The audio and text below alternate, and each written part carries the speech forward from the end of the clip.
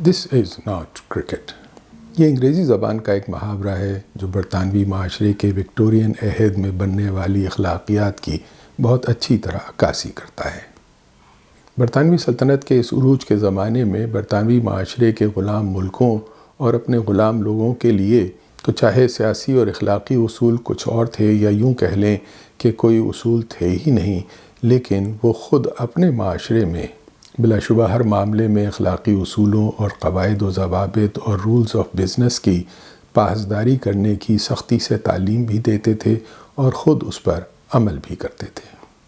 اور چونکہ وہ اپنے مہذب معاشرے میں کرکٹ کے کھیل میں سب سے زیادہ رولز، قوانین، کسٹمز اور کنونشنز پر مذہبی جوش اور جذبے کے ساتھ اصرار کرتے تھے، اس لیے جب اس کھیل کے میدان کے علاوہ کسی بھی جگہ اس معاشرے میں اخلاقی اصولوں اور قواعد و ضوابط کی خلاف ورزی ہوتی تھی تو انگریزی تہذیب میں اسے بہت ناگواری کے ساتھ کہا جاتا تھا، دس از ناٹ کرکٹ۔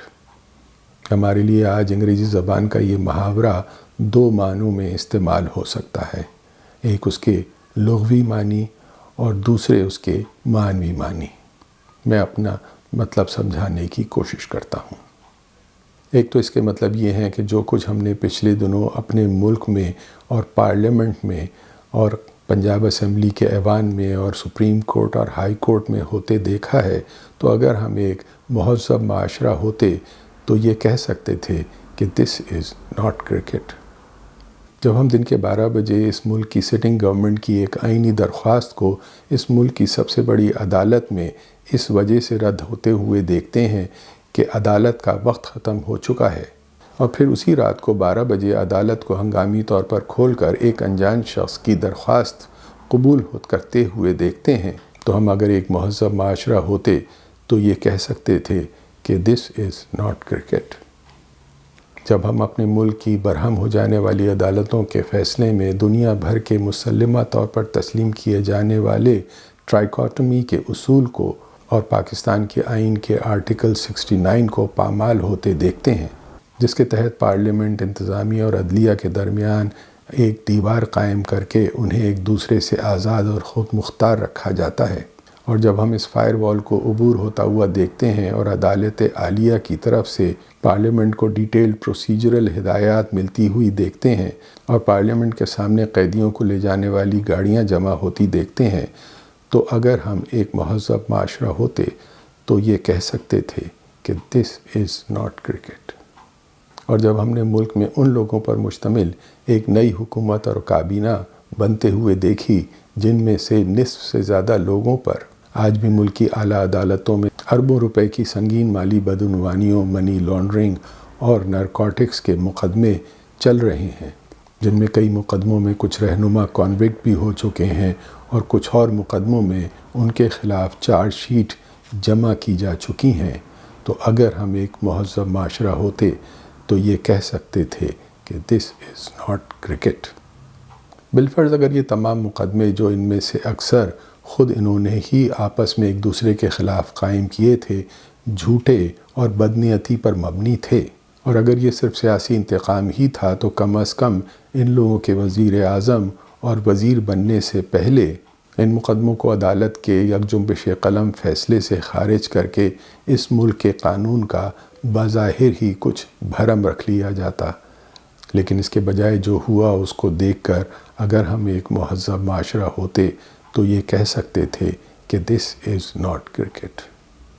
جس طرح ہم نے اس ملک کے ایک سابق وزیر اعظم کو جو اس ملک کی اعلیٰ عدالت سے ایک مقدمے میں کانوکٹ قرار دیا جا چکا ہے اور جسے اعلیٰ عدالت نے ملک سے باہر جانے کی عارضی رخصت دے کر واپس نہ آنے پر قانونی طور پر ایبسکونڈر قرار دیا ہے، اسے اس ملک کا ڈپلومیٹک پاسپورٹ دینے کا حکم جاری ہوتے دیکھا ہے، اور جس وزیر اعظم نے یہ حکم جاری کیا ہے وہ خود اس ملزم کی واپسی کا عدالتی ضمانتی جوڈیشیل گارنٹر ہو، تو ہم اگر ایک مہذب معاشرہ ہوتے تو یہ کہہ سکتے تھے کہ دس از ناٹ کرکٹ۔ اور جس طرح ہم نے چند ہفتے پہلے پنجاب اسمبلی میں ہاتھا پائی اور مارک کٹائی کا منظر دیکھا ہے، اور جس طرح ہم نے پنجاب اسمبلی کے اندر پولیس کا لاٹھی چارج ہوتے دیکھا ہے، اور اس کے بعد جو ہدایات ہم نے پنجاب ہائی کورٹ کے فیصلوں میں آتی ہوئی دیکھی ہیں، تو اگر ہم ایک مہذب معاشرہ ہوتے تو یہ کہہ سکتے تھے کہ دس از ناٹ کرکٹ۔ لیکن آج اس جملے کا جو دوسرا مطلب ہے، اس کا تعلق معاشرے میں اخلاقی اصولوں اور قواعد و ضوابط کی پاسداری سے نہیں ہے، اس کا تعلق کرکٹ کے میدان سے ہے، اور اس کے مخاطب عمران خان ہیں۔ میرا تو کرکٹ سے تعلق اور دلچسپی برائے نام ہی ہے، لیکن میرے ایک بھائی جو کرکٹ کے بے انتہا شیدائی ہیں، انہوں نے مجھے ایک بات سجھائی کہ عمران خان جب اپنی کرکٹ کے کریئر کے عروج پر تھے تو ان کی بین الاقوامی شہرت نہ صرف دنیا کے چند بہترین باؤلرز اور بیٹسمین کی تھی، بلکہ ایک بہت عمدہ کیپٹن کی بھی تھی۔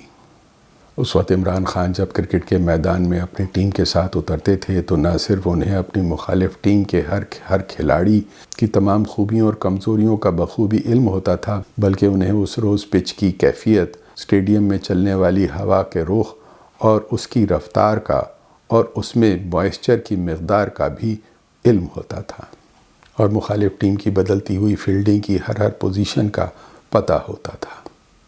اس کے علاوہ ان کی ٹیم میں جاوید میاں، وسیم اکرم، وقار یونس اور انضمام الحق جیسے کھلاڑی تھے جو اپنی اپنی جگہ خود دنیا کے چند بہترین اور مایہ ناز باؤلرز اور بیٹسمین تھے۔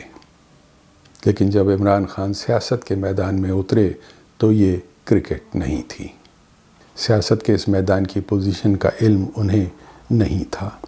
نہ انہیں یہاں چلنے والی ہوا کی رفتار اور اس کے رخ کا پتہ تھا، اور نہ انہیں اس بات کا پتہ تھا کہ اس میدان کی پچ شروع دن سے کس طرح ہموار اور لیول نہیں رکھی جاتی ہے۔ پہلا، دوسرا اور تیسرا امپائر کس طرح سائیڈز بدل سکتے ہیں اور رول بک کے بغیر انگلی اوپر اٹھا سکتے ہیں۔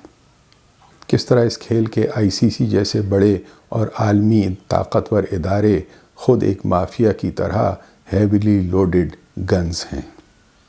لیکن اب عمران خان کو یہ بتانے والے کم ہی تھے، اور بدقسمتی سے جن کی وہ بات سنیں وہ اس سے بھی کم تھے کہ دس واز ناٹ کرکٹ، یہ کرکٹ نہیں تھی۔ اور اب عمران خان کی ٹیم میں جاوید میاں، وسیم اکرم اور وقار یونس جیسے خود اپنی جگہ بے مثال کھلاڑی بھی موجود نہیں تھے۔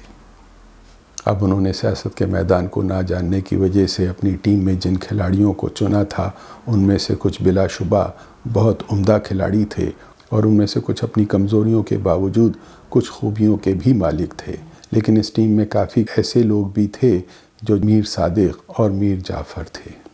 اور اس وقت عمران خان کو یہ سمجھنا تھا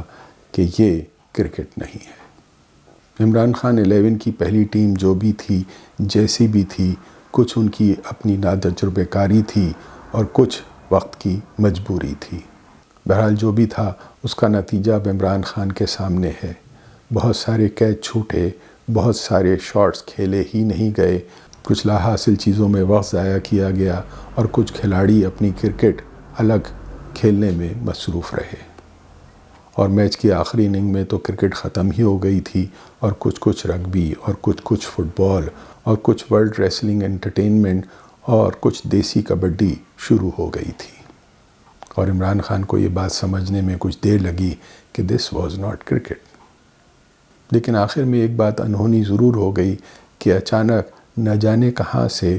لوگوں نے نکل کر پورا اسٹیڈیم کھچا کھچ بھر دیا۔ اس ملک کے نوجوان سڑکوں پر جمع ہو گئے ہیں، اور انہوں نے عمران خان 11 کے تمام قصور اور غلطیوں کو معاف کر کے ان کے حق میں نعرے لگانے شروع کر دیے ہیں، اور انہوں نے ICC جیسے عالمی اداروں کی دھونس اور زبردستی کے سامنے PCB جیسے اداروں کے گھٹنے ٹیک دینے کے خلاف بغاوت کا علم اٹھا لیا ہے۔ یہ وقت اب ایک گیم چینجر ہے۔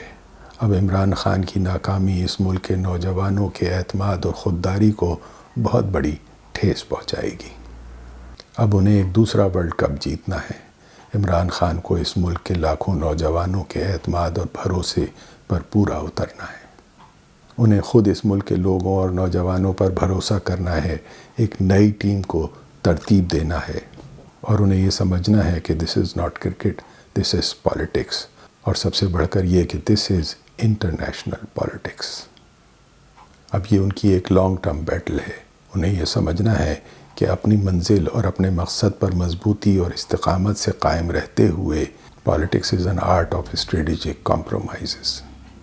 عمران خان کو اس ملک کے لوگوں کی اور نوجوانوں کی قیادت سنبھال کر یہ نئی چیمپئنز ٹرافی ایک وسیع قومی اتفاق رائے اور نیشنل کنسنسس قائم کر کے جیتنی ہوگی۔